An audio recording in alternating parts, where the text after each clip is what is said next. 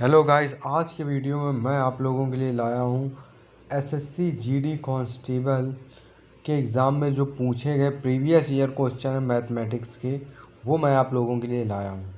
यहाँ पे मैंने ये भी लिखा हुआ है कि ये एसएससी जीडी कांस्टेबल में कब हम लोगों के पूछे गए हैं।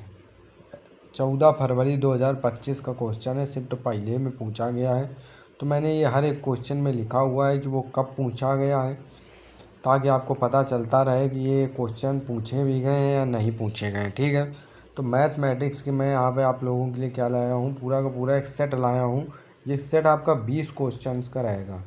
इस 20 क्वेश्चन में आप ये देख सकते हो कि आपके जो मैथमेटिक्स है वो एसएससी जीडी के किस लेवल, एसएससी जीडी में किस लेवल तक आपकी मैथमेटिक्स तैयार है। ठीक है, तो यहाँ पे अगर आप देखोगे 1/20 यानी कि पहला प्रश्न है। उन 20 प्रश्नों में पहला प्रश्न है, 20 प्रश्न टोटल है, उनमें से पहला प्रश्न हम लोग पढ़ने जा रहे हैं। क्या दिया गया है, एक व्यक्ति किसी कार्य को 10 दिन में कर सकता है और दूसरा व्यक्ति उसी कार्य को 15 दिन में पूरा कर सकता है। यदि दोनों मिलकर एक साथ कार्य करें तो वो कार्य कितने दिन में पूरा होगा। इससे पिछले वीडियो में मैंने आप लोगों को ये भी बताया है कि इस तरीके के कार्य वाले क्वेश्चन कैसे किए जाते हैं। मान लो एक व्यक्ति ए है, दूसरा व्यक्ति बी है। एक व्यक्ति कितने में करता है 10 दिन में, दूसरा कितने में करता है 15 दिन में। तो मैंने आपको बताया था दोनों का एलसीएम ले लेना है। 10 और 15 का एलसीएम कितना आएगा, 30 आ जाएगा। और क्या करना है, 10 का जो भाग है वो 30 में करना है। ठीक है, 10 का भाग 30 में करोगे कितना आएगा, 3। उसी प्रकार 15 का भाग किस में करना है, 30 में करना है, तो कितना आ जाएगा वो भी देख लो। वो आ जाएगा हम लोगों का 2, 15 दूनी 30। तो इतना कर लेना है आपको। जो भी क्वेश्चन कार्य और समय से संबंधित पूछे उसमें आपको इतनी चीज़ करनी ही करनी है। ठीक है, जिसमें कहे एक आदमी इतने समय में करता है, दूसरा इतने में करता है, तो दोनों मिलकर कितने में करेंगे। तो इतना आपको पूरा का पूरा प्रोसेस, इतना जो मैंने अभी किया, ये तो आपको बिना सोचे करना है। दोनों का सामने लिख लेना है, दोनों का एलसीएम ले लेना है, भाग करके लिख लेना है। अब जो भाग करने पर जो दो संख्याएं आई, जैसे यहाँ पे 3 आया और 2 आया है, इन दोनों को जोड़ देना है। 3 + 2, इन दोनों को क्यों जोड़ा, इन दोनों को इसलिए जोड़ा क्योंकि पूछ रहा है दोनों साथ मिलकर कार्य करें तो कार्य कितने दिन में पूरा होगा। तो दोनों की हमने क्षमता जोड़ दी कि ए की क्षमता कितनी है और बी की क्षमता कितनी है। ठीक है, तो दोनों की क्षमता हमने जोड़ दी। ठीक है, तो उस हिसाब से अगर देखोगे दोनों की क्षमताओं को जोड़ दिया तो दोनों क्षमता आ गई 5। और 5 को हमें टोटल कार्य जो हम लोगों ने निकाला है, टोटल कार्य 30 है हम लोगों का, उस 30 में भाग दे देंगे तो 5 छक्का 30, 6 उत्तर आ जाएगा हम लोगों का। 6 दिन यहाँ पर उत्तर हो जाएगा। इसे आप लोगों को हल करना है यहाँ पर। ठीक है, जो हम लोग एलसीएम लेंगे वही हम लोगों का टोटल कार्य होगा, ये आपको याद रखना है। जो हम लोगों ने एलसीएम लिया है यहाँ पर, क्या एलसीएम लिया था, यहाँ पे एलसीएम जो हम लोगों का आया है ये 30, यही 30 ही हम लोगों का टोटल कार्य रहेगा। इसी में हम लोगों का भाग देना है। ठीक है, 6 दिन हम लोगों का क्वेश्चन उत्तर हो गया। दूसरा क्वेश्चन क्या है, एक वस्तु को 450 में बेचने पर दुकानदार को 10% की हानि होती है। 20% का लाभ कमाने के लिए उसे किस मूल्य पर बेचना चाहिए। तो 450, 450 में कितने की हानि होती है, 10% की हानि होती है। ठीक है, अब यानी कि जो 450 है ये 90% है हम लोगों का। 450 कितने परसेंट है, 90% है। उस चीज़ का जितने में दुकानदार ने किसी चीज़ को ख़रीदा होगा उसका 90% है हम लोगों का 450। 450 कितना है, 90%। ठीक है, तो हम लोग 1% निकालते हैं। 1% कितना हो जाएगा, 1% कितना आएगा, 90 को इधर लाओ तो 450/90, 0 से 0 कटा, 9 पना 45, 5 आया। 5 इधर चल रहा है, 1% इधर चल रहा है, तो 1% को हम लोगों ने 100% कर दिया तो इधर भी 100 हो जाएगा। यानी कि उसने किसी चीज़ को 500 में ख़रीदा था। ठीक है, अब कह रहा 20% का लाभ कमाने के लिए उसे किस वस्तु को कितने में बेचना चाहिए। तो 20% का लाभ कमाने के लिए यानी कि इधर हमें 120 करना पड़ेगा। 1% को हमने कितना कर दिया, 120%, क्योंकि 20% का लाभ जोड़ रहा तो 100 में 20 जोड़ा तभी 20% का लाभ होगा, तो 120 हो गया। अब 5 में भी हम लोग कितने का गुणा करेंगे, 120 का, तो 12 पंचे 60, 600 हो गया। तो 600 हम लोगों का उत्तर हो जाएगा कि 600 में जब बेचेगा तो 20% का लाभ होगा। तो सी नंबर हम लोगों का उत्तर जो है, आंसर जो है वो करेक्ट हो गया। अब देखो यहाँ तीसरा क्वेश्चन, दो संख्याओं का अनुपात कितना है? 3:4। उनका महत्तम समापवर्तक HCF 5 है, उनका लघुत्तम समापवर्तक ज्ञात कीजिए। इस प्रकार के जिसमें पूछा जाए, मतलब दो संख्याएं दे दी जाए और उनका HCF और LCM से संबंधित बात करें। एक चीज़ आपको देगा, या तो HCF देगा या तो LCM देगा। यहाँ LCM निकालना है, ठीक है। तो एक फार्मूला होता है, दोनों संख्याएं A गुणा B, दो संख्याएं हैं, उन इक्वल टू HCF गुणा LCM, ये हम लोगों का फार्मूला होता है, ठीक है। दोनों संख्याएं कितनी दी गई हैं? 3 और 4। अनुपात दिया गया, दो संख्याओं का अनुपात। तो वो संख्याएं मान सकते हैं हम लोग कितना होगा।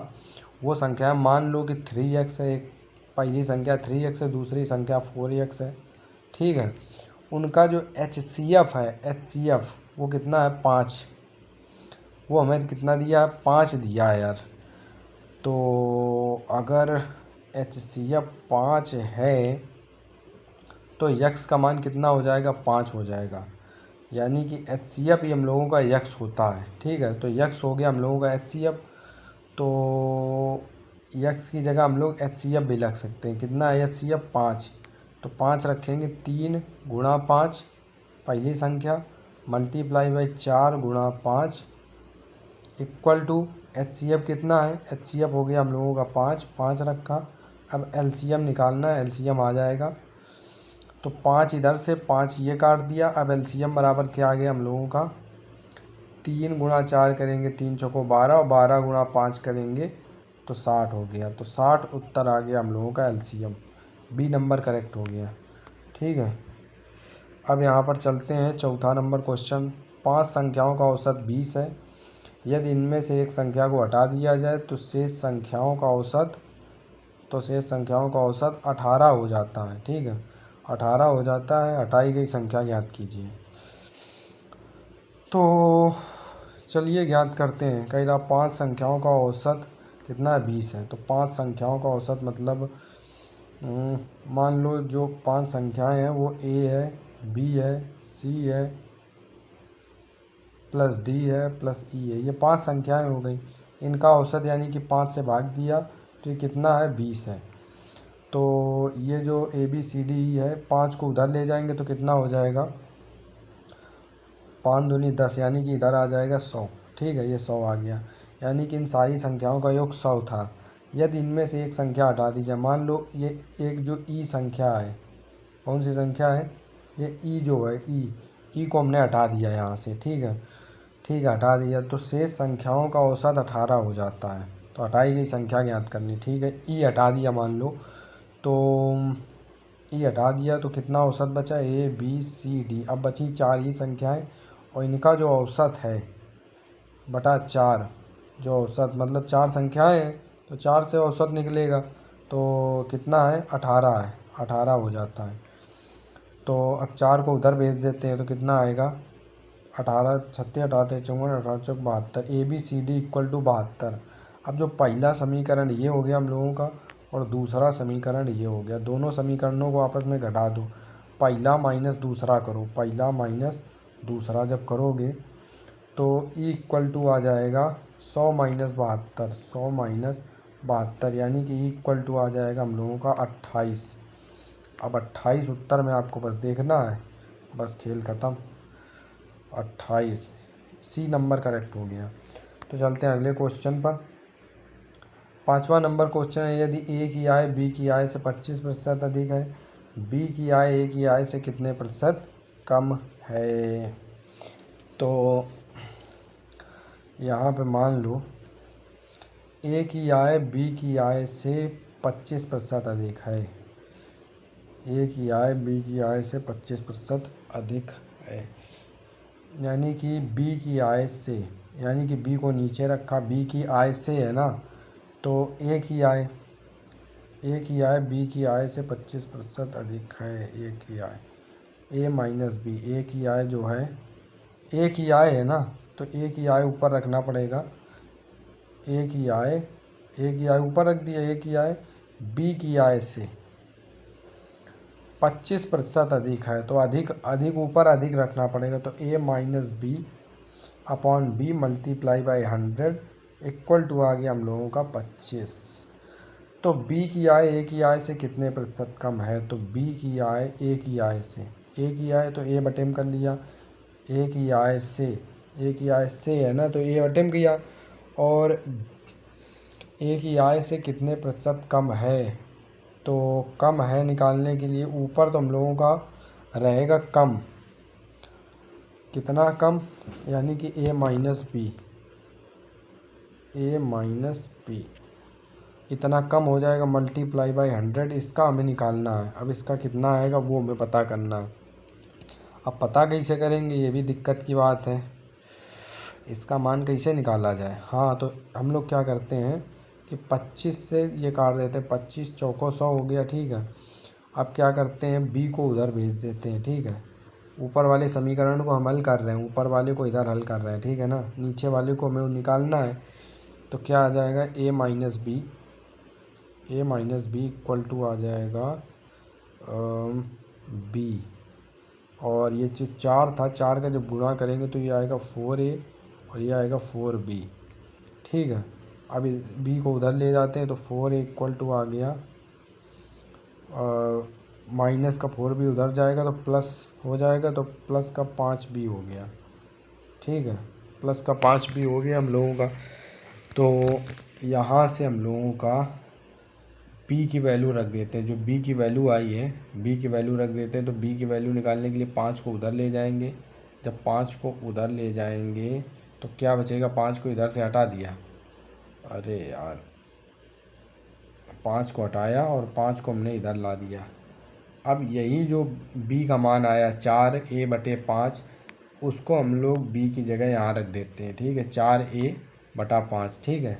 फिर हम लोग हल करते हैं 4a/5 से, ठीक है, 4a/5।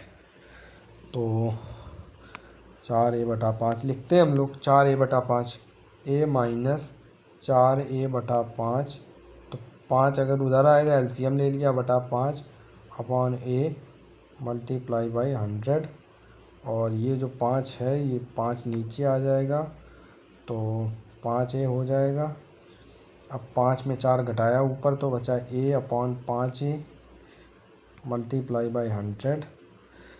ए से ए कटा, 5 का भाग 100 में दिया तो 20 आ गया। 20 हम लोगों का उत्तर हो गया, 20% उत्तर हो गया, ठीक है। चलते हैं अगले वीडियो में, ये अगले क्वेश्चन पर।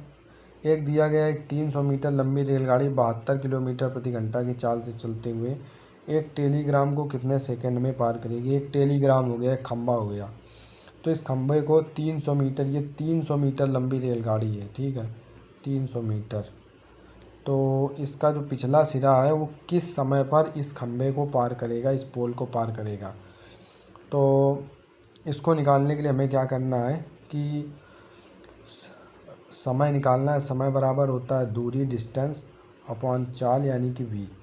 डिस्टेंस कितनी है, डिस्टेंस है 300 मीटर, ठीक है, अपॉन चाल कितनी है 72।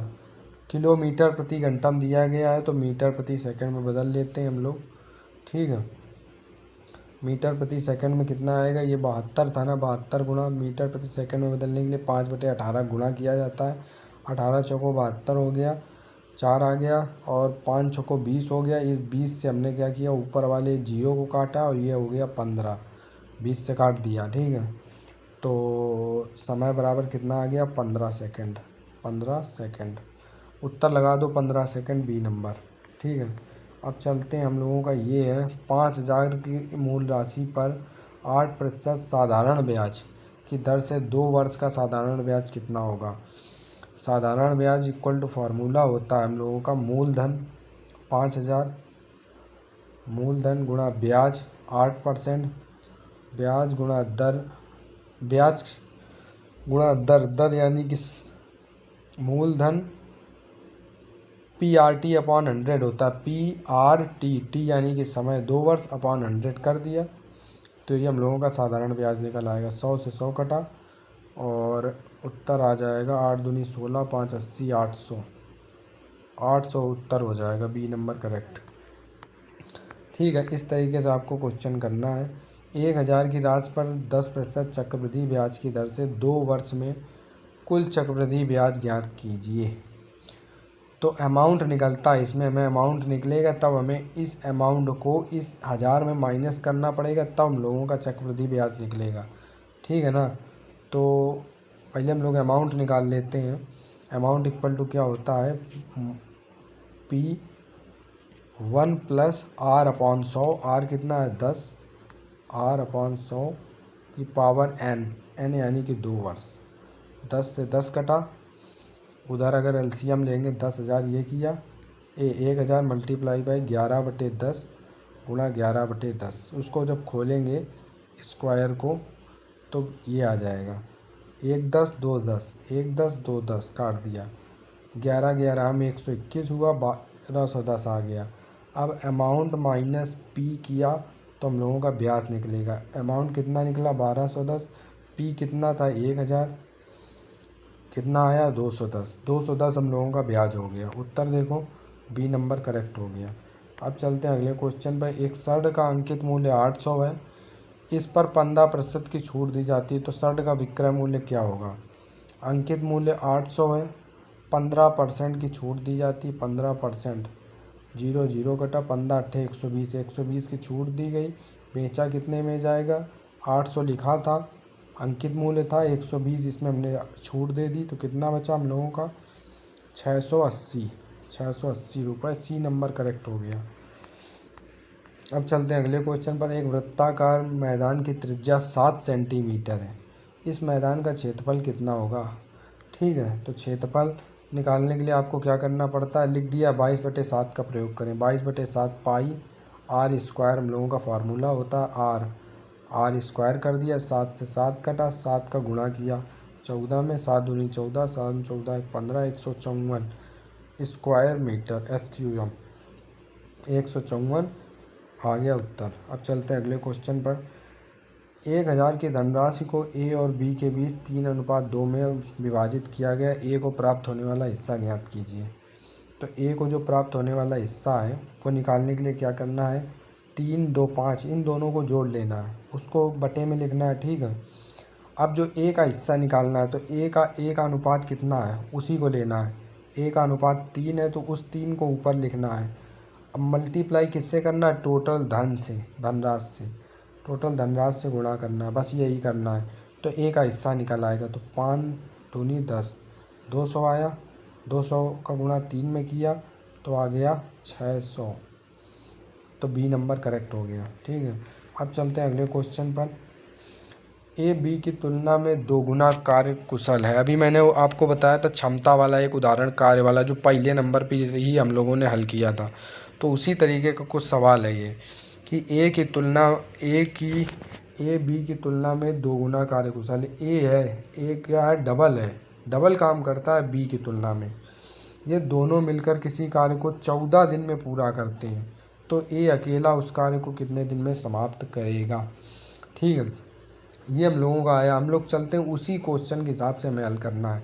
जैसा अभी हमने ऊपर हल किया था, हम लोगों ने क्या लिखा था, ए लिखा था, फिर हम लोगों ने बी लिखा था, फिर हम लोगों ने देखा था ए कितने दिन में कर रहा है, फिर बी कितने दिन में कर रहा है, हम लोग वो निकाले थे। फिर हम लोगों ने एलसीएम निकाला था, एलसीएम कितना आया था वो भी हम लोगों को नहीं पता। फिर हम लोगों ने भाग दिया था तो वो भी निकाला था, वो भी नहीं पता चलेगा। इसने 14 दिन यहाँ कह दिया कि 14 दिन में पूरा होता। ठीक है, दोनों मिलके कार्य करते हैं, यानी कि इसमें हमने जब किसी चीज़ का भाग दिया इनका और इनका जोड़ करके तो उत्तर 14 आया। ठीक है, ठीक है भैया। तो यहाँ लिख भी दिया है कि दोगुना कार्य कुशल है, दोगुना कार्य कुशल है, यानी कि ए की क्षमता, अगर मान लो कि ए की क्षमता 2 है, इसकी क्षमता 1 है। ठीक है, मान लिया, क्योंकि वो दोगुना कार्य कर रहा है, नहीं मतलब हाँ यार यही क्षमता निकालना है ना, तो क्षमता यहाँ लिख दिया, ये लिख दिया, यहाँ 2 यहाँ 1। ठीक है, अब 2 + 1 3 जोड़ा। ठीक है, 3 जोड़ लिया। अब 3 का गुणा जब 14 में करेंगे, इस 14 में 14 तियाँ 42, तो 42 यहाँ आ जाएगा हम लोगों का। ठीक है, 42 हो गया।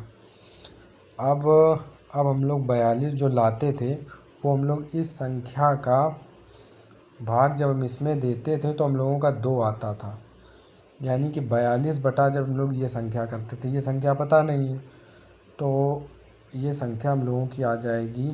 निकालने के लिए क्या करेंगे हम लोग बताता हूँ मैं। क्या करना पड़ेगा, 42 बटा ये वाली संख्या निकालनी है, बराबर 2 आ जाता था, तो इसको उधर भेज दो, दोनों को आपस में बदल दो। जब बदला तो क्या होगा, यहाँ पे ये खाली संख्या निकालनी है और यहाँ 2 हो गया, तो खाली संख्या का मान कितना आ गया, 21। ठीक है, 21 आ गया। अब 21 यहाँ लिख लेता हूँ, 21, ये 21 लिख दिया। और 1 का भाग जब 42 में देंगे तो 42 ही आएगा।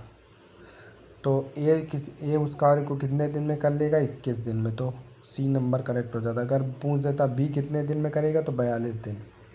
ठीक है, अब चलते हैं अगले क्वेश्चन पर। अगला क्वेश्चन है, एक बेईमान व्यापारी अपने सामान को क्रय मूल्य पर बेचने का दावा करता है, लेकिन 1 किलोग्राम के स्थान पर 900 ग्राम बाट का उपयोग करता है।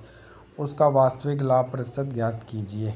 ठीक है, तो उसका लाभ कितना हो रहा है ये हमें निकालना है। ठीक है, कहता ये है कि हम जितने में ख़रीदता हूँ क्रय मूल्य को उतने में ही बेचता हूँ, ऐसा वो बोल रहा है। ठीक है, लेकिन बेच तो रहा है वो उतने में, लेकिन वो कर क्या रहा है कि 1 किलोग्राम के स्थान पर 900 ग्राम इस्तेमाल कर रहा है। तो आपको जब भी निकालना है कि कितना लाभ प्रतिशत होगा, तो लाभ प्रतिशत बराबर होता है लाभ बटे क्रय मूल्य गुणा 100। वो लेकिन हमारा रुपयों के संदर्भ में होता है। तो लाभ यहाँ अगर 100 ग्राम का हो रहा है, लाभ अपॉन क्रय मूल्य, ख़रीदा कितना था 1000, लेकिन हम यहाँ 900 लेंगे, मल्टीप्लाई बाय 100, ये काट दिया, 9 एकम 9, 9 एकम 9, 0.9 एकम 9, इतना परसेंट। उत्तर देख लेता हूँ, उत्तर ये देखो, ए नंबर करेक्ट है, यही आ गया। आपको इस्तेमाल क्या करना है, याद रखना है कि जब भी आपको सवाल रुपयों से संबंधित दे, रुपयों से संबंधित, तब आपको नीचे क्या करना है, नीचे क्रय मूल्य रखना है। ठीक है, लेकिन ये इस सवाल में क्या था, इस सवाल में रुपया नहीं दिया था, इस सवाल में ग्राम दिया था। ग्राम दे या जिस समय वस्तु दे, उस समय आपको क्या करना है, नीचे की तरफ यहाँ पर जहाँ मैं लाल गोला लगा रहा हूँ, इस जगह पर आपको विक्रय रखना है। उसने कितनी चीज़ विक्रय की है, मतलब कितनी चीज़ बेची है, वो आपको नीचे लिखना है। इसलिए मैंने यहाँ 900 का प्रयोग किया, 1000 का उपयोग नहीं किया। चलते हैं अगले क्वेश्चन पर। यहाँ पे देखोगे, एक बेलन के आधार की त्रिज्या 7 सेंटीमीटर, ऊंचाई 10 सेंटीमीटर, इसका वक्र पृष्ठीय क्षेत्रफल ज्ञात कीजिए। वक्र पृष्ठीय क्षेत्रफल क्या होता है, पाई आर स्क्वायर एच, ये होता है वक्र पृष्ठीय। पाई का मान रख दिया 22/7, त्रिज्या कितनी है 7 सेंटीमीटर, 7 गुणा 7 पाई आर स्क्वायर। एच का मान हाइट कितनी है 10 सेंटीमीटर, 10 रख दिया, 7 से 7 कट गया। अब 7 दूनी 14 का 4, 7 14 1 15, 1540 स्क्वायर, 1540 यार आ रहा है। कहाँ से गलत हो गया यार, एक बेलन के आधार की त्रिज्या इतनी, ऊंचाई इतनी, इसका वक्र पृष्ठीय क्षेत्रफल, कर्व्ड सरफेस एरिया निकालिए। कर्व्ड सरफेस एरिया जो होता है पाई आर स्क्वायर, अरे यार ये नहीं होता, ये नहीं होता है, 2 पाई आर एच होता है, सॉरी यार, 2 पाई आर एच ये फार्मूला होता है। 2 रखा, पाई का मान 22/7 रखा, आर का मान कितना होता है, आर का मान 7 दिया है, एच का मान 10 दिया है, 7 से कट गया 7, अब गुणा करो 440 उत्तर आ जाएगा। ठीक है, बी नंबर करेक्ट हो गया। कभी कभी फार्मूले भी याद नहीं आते हैं। एक कार को ए से बी तक 40 किलोमीटर प्रति घंटा से जाती है, वापस बी से ए तक 60 किलोमीटर प्रति घंटा से लौटती है। पूरी यात्रा के दौरान कार की औसत चाल कितनी है। औसत चाल जो होगी, एवरेज स्पीड जो है वो कितनी होगी, जितनी दूर गए उतनी दूर आई। तो एक तरीके से देखा जाए तो 50 आना चाहिए उत्तर इसका। 48 आ रहा है, देखो कैसे आ रहा है 48।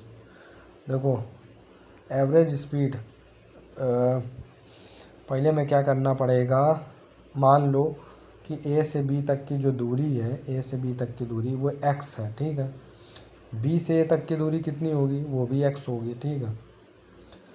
औसत चाल, जब भी आप औसत गति निकालते हैं, औसत एवरेज स्पीड निकालते हैं, तो उसमें क्या होता है, कुल दूरी औसत चाल बराबर क्या होता है, चाल बराबर दूरी बटे समय। तो आपको क्या करना है, टोटल डिस्टेंस कितनी हो गई, x प्लस यक्स गया प्लस एक्स आया, टोटल डिस्टेंस अपॉन टोटल समय लिखना होता है। तो समय बराबर क्या होता है, पहली डिस्टेंस यक्स से जाने में कितना समय लगा, समय बराबर दूरी अपॉन चाल कितना हो गया 40 लिख दिया, प्लस दूसरी यक्स चलने में कितना समय लगा, समय बराबर दूरी अपॉन चाल कितनी थी 60, ये 60। तो ये हमें हल करना पड़ेगा, ये कितना आएगा, इसको हमें हल करते हैं, क्या आएगा देखते हैं। ऊपर हो गया x प्लस एक्स 2x, नीचे हम लोग क्या करेंगे, एलसीएम लेंगे। 40-60 का एलसीएम आएगा 120 और 4 3 12, ये आ जाएगा 3x प्लस 6 दूनी 12 2x, ठीक है, ये आ गया। अब जब जोड़ेंगे तो 2x 120 को ऊपर ले लिया अपॉन 3 2 5x, x से x कट गया, 5 से 120 को काटा, 5 दूनी 10, 5 चौको 20, अब 24 दूनी 48 हो गया, 48 हम लोगों का उत्तर आ गया। तो पहला नंबर करेक्ट हो गया। इस प्रकार से आप लोगों को हल करना है, कुल दूरी अपॉन कुल समय से, ठीक है। व्यंजक का मान ज्ञात कीजिए, इसका मान बॉडमॉस के नियम का पालन करें। तो पहले हम लोग बॉडमॉस के नियम के अनुसार भाग देते हैं, तो भाग दिया तो 5 3 15, 3 आया मल्टीप्लाई बाई 3 प्लस 4 माइनस 2, ये हम लोगों का बन गया पहले भाग देने पर। अब गुणा करना है, 3 3 का 9 प्लस 4 माइनस 2, बॉडमॉस के नियम के अनुसार जोड़ करना है, तो 9 4 13 माइनस 2, अब माइनस करेंगे तो कितना आएगा 11, तो उत्तर लगा दो डी नंबर 11, ठीक है। अब अगला क्वेश्चन है, ए बी की वर्तमान आयु का अनुपात 4:5 है। आज से 5 वर्ष पश्चात उनकी आयु का योग 55 होगा। ए की वर्तमान आयु कितनी है, ठीक है, ऐसा दिया है। तो ए की उम्र कितनी हो गई, मान लिया 4x, बी की कितनी हो गई 5x। हमने 4x किस हिसाब से माना, क्योंकि ए जो है, ए का 4 है और बी का 5 है, इस हिसाब से हमने ए का 4x मान लिया, बी का 5x उम्र मान लिया। आज से 5 वर्ष पश्चात उनकी आयु का योग 55 होगा। आज से 5 वर्ष पश्चात, तो आज की उम्र 4x है ए की, प्लस 5 वर्ष पश्चात प्लस किया, बी की कितनी होगी 5x प्लस 5, कुल कितनी हो जाएगी 55 हो जाएगी, योग जो है वो 55 हो जाएगा, 55 दे दिया है। अब जोड़ लो, 5 और 4 9x और 5 कितना हो गया 10, इक्वल टू दे दिया 55, ठीक है। अब 10 को उधर ले जाओ तो बचेगा 45, अब 9 का भाग 45 में दो तो 5 आ जाएगा, यक्स का मान 5 आ गया, ठीक है। तो क्या पूछा था, ए की वर्तमान आयु कितनी है, ए की वर्तमान आयु 4x थी। अब यक्स का मान पता चल गया 5 है, तो 5 रख दो यक्स की जगह, 4 गुणा 5, तो 20 वर्ष आ गई, उम्र आ गई ए की, बी नंबर करेक्ट हो गया, ठीक है। अब इसके बाद में 40 लीटर के दूध और पानी के मिश्रण में 10% पानी है, इसमें से कितने लीटर पानी और मिलाया जाए ताकि नए मिश्रण में पानी की मात्रा जो है 20% हो जाए। अभी पानी की मात्रा 10% है, अब 20% करने के लिए हमें कितना पानी मिलाना होगा, ठीक है, ये पूछ रहा है। 40 लीटर दूध है, तो 40 का 10% कितना हुआ 4 लीटर, कट गया ना, 4 लीटर आया, यानी कि 40 लीटर में इस समय 4 लीटर पानी है। अब कह रहा है इसमें कितना लीटर पानी और मिलाया जाए ताकि नए मिश्रण में पानी का परसेंट 20% हो जाए। तो मान लेते हैं नए मिश्रण में, अभी तो 40 लीटर था टोटल, इसमें 4 लीटर पानी हमने देख लिया, 10% पानी इसने बोला था। अब देखो यहाँ पर हमें क्या करना पड़ेगा, मान लो कि हम इसमें x लीटर पानी मिला देते हैं, 40 प्लस x, तो 40 प्लस x जब हम इतना मिला देते हैं तो इसका जब हम लोग वो निकालते हैं, कितना निकालते हैं 20% 20% कह रहा है 20% पानी हो जाए, 20% पानी हो जाए, मतलब उस मिश्रण में हम लोगों का 20% पानी हो जाए। तो ये कैसे पता करेंगे यार? 4 लीटर तो पानी है, 10% पानी है।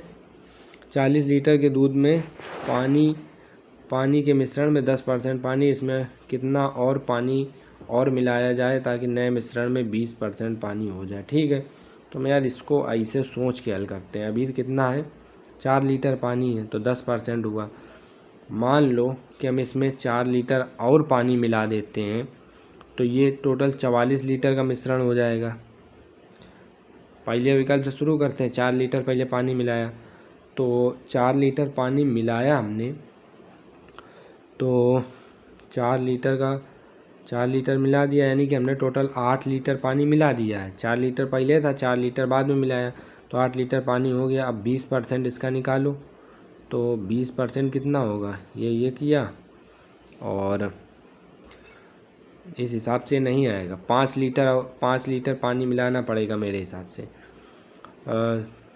क्या किया, इसमें 5 लीटर और मिला दिया, तो कुल जो मिश्रण था वो 45 लीटर बन गया। ठीक है, 45 लीटर बन गया। 45 लीटर का 20% निकालो, तो कितना आना चाहिए? 5 4 9, 4 पहले से था, 5 बाद में मिलाया, तो टोटल 9 लीटर निकलना चाहिए 20%। तो 0 से 0 काट दिया, 45 दूनी 90 आ गया, 90/10 हो गया, 10 से 10 कटा, 9 आ गया, यानी कि हम लोगों का बी नंबर सही है, 5 लीटर। ठीक है। शांत जल में नाव की जो चाल है वो 10 किलोमीटर प्रति घंटा है। यदि नदी की धारा की चाल 2 किलोमीटर प्रति घंटा है और धारा की दिशा में 36 किलोमीटर दूरी तय करने में नाव को कितना समय लगेगा? शांत जल में कितना है? 10। धारा की चाल कितनी है? 2। तो टोटल चाल कितनी हो गई? दोनों को जोड़ दिया तो 12 किलोमीटर प्रति घंटा हो गया धारा की दिशा में, डाउन स्ट्रीम, यानी कि धारा की दिशा में। तो पूछ रहा कितना समय लगेगा? समय बराबर दूरी होता है, दूरी 36 किलोमीटर, चाल 12 है, 12 तिहाई 36, 3 घंटा लगेगा, 3 घंटा। ए नंबर करेक्ट हो गया। इस प्रकार से आप लोगों को हल करना है। ए और बी क्रमशः 50,000 और 30,000 का निवेश करके एक व्यापार शुरू करते हैं। यदि वर्ष के अंत में कुल लाभ 16,000 होता है तो लाभ में बी का हिस्सा कितना होगा?